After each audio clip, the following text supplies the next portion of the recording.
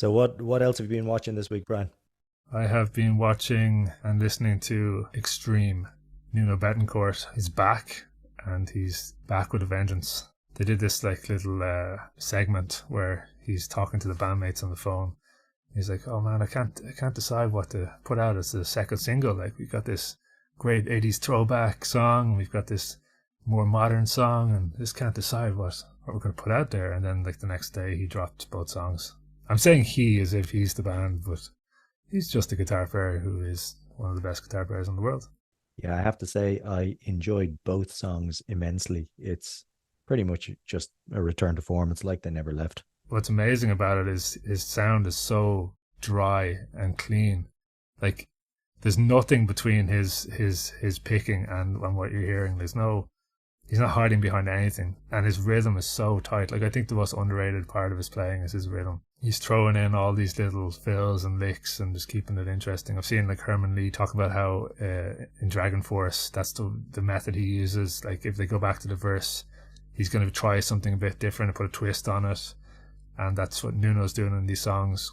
Another thing that's really refreshing to hear is in the vocals and the harmonies, they're using loads of blue notes, like the notes in between the notes, which you don't really hear anymore because everybody snaps to the auto-tune grid. And like some of the hooks in the songs are like the blue note, like the third that's like in between the minor third and the major third.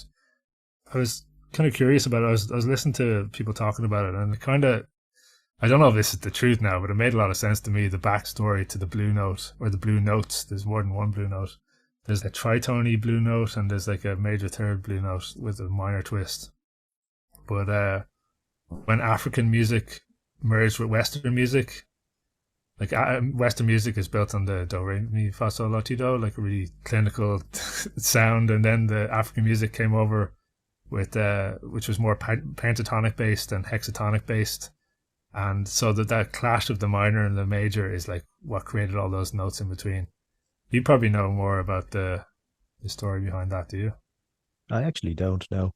I mean, I know about the origins of the modes from Gregorian times and whatnot, and African music being more rhythm driven than melody driven. And there's a couple of interesting stories about why tonal harmony seems to have arisen out of Europe as opposed to Africa or South America. And the story that I heard was that the very fact that we lived indoors, in particular, you take the Gregorian monks in cathedrals, the concept of reverb was eminent. And so you could walk into a hall, sing one note, and have that note drone for 2 seconds, and you could, as one person, experiment with singing other notes over it. So the idea of harmony and harmonic singing, at least, was born there. It is a story I've heard. I don't have the references to back that up, but maybe we can have a look after we finish recording. Yeah, we're full disclosure, we don't know what we're talking about. This is a hot take podcast. Hot takes, yeah. But what did you think of the song? Which was your favorite?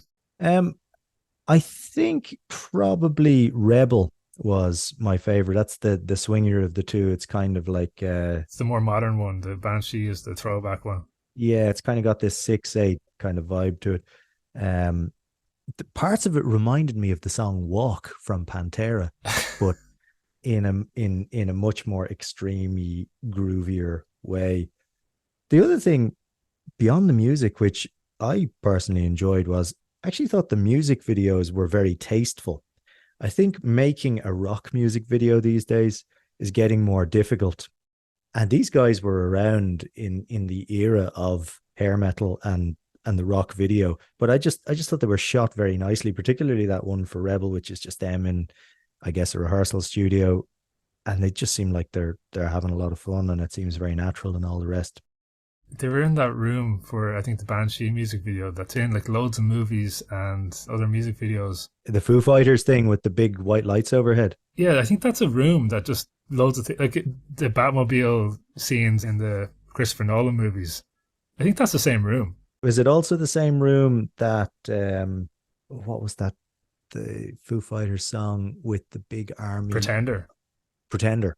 Is that the same room? I think that's a bigger room. Maybe it's not a room at all, Brian. That's Maybe it's just a also, green screen and AI has injected a room upon it. it's very possible.